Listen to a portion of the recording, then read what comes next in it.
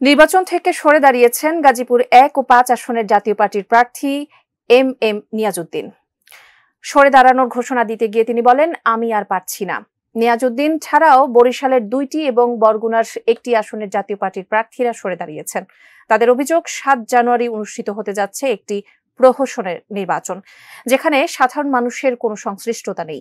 বিস্তারিত জানাচ্ছেন আসাদ ভুইয়া। গাজীপুর ১ ও ৫ আসন থেকে জাতীয় পার্টির নাঙ্গল প্রতীকের প্রার্থী হন নিয়াজউদ্দিন। গুরুত্বপূর্ণ কিছু এলাকায় প্রচার প্রচারণা করেছেন তিনি, কিন্তু ভোটের ৬ দিন আগে নির্বাচন থেকে সরে দাঁড়ালেন এই প্রার্থী।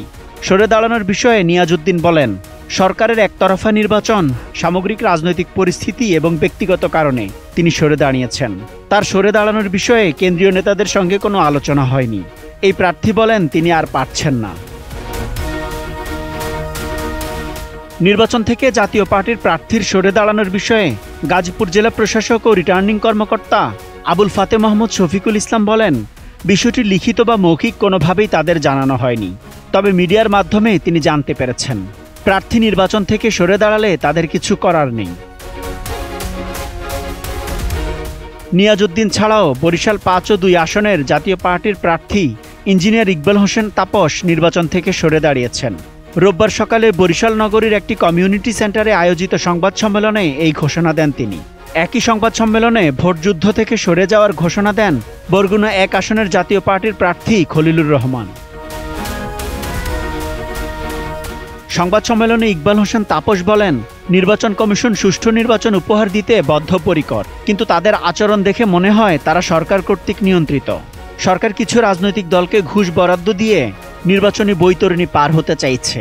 সবকিছু মিলিয়ে মনে হচ্ছে ৭ জানুয়ারি প্রহসনের নির্বাচন অনুষ্ঠিত হতে যাচ্ছে। তাপস আরও বলেন, এই নির্বাচনে সাধারণ মানুষের কোনো সংশ্লিষ্টতা নেই, যে কারণে বরিশালের ২টি আসনের নেতাকর্মীদের সঙ্গে আলাপ করে এবং এলাকার বাসিন্দাদের প্রতি শ্রদ্ধা জানিয়ে নির্বাচন থেকে সরে দাঁড়ানোর সিদ্ধান্ত নিয়েছেন বলে দাবি করেন তিনি। একই মঞ্চে নির্বাচন থেকে সরে দাঁড়ানোর ঘোষণা দেন বরগুনা ১ আসনের জাতীয় পার্টির আরেক প্রার্থী খলিলুর রহমান। তিনি বলেন, প্রতীক বরাদ্দের পর থেকেই নির্বাচনে প্রচার প্রচারণা শুরু করেন। এরপর সরকার দলের নানা ধরনের নাটকে বিভ্রান্তি তৈরি হয়, যে কারণে নির্বাচন থেকে সরে দাঁড়িয়েছেন তিনি। Asad Bhuiyan, ATN news, Dhaka.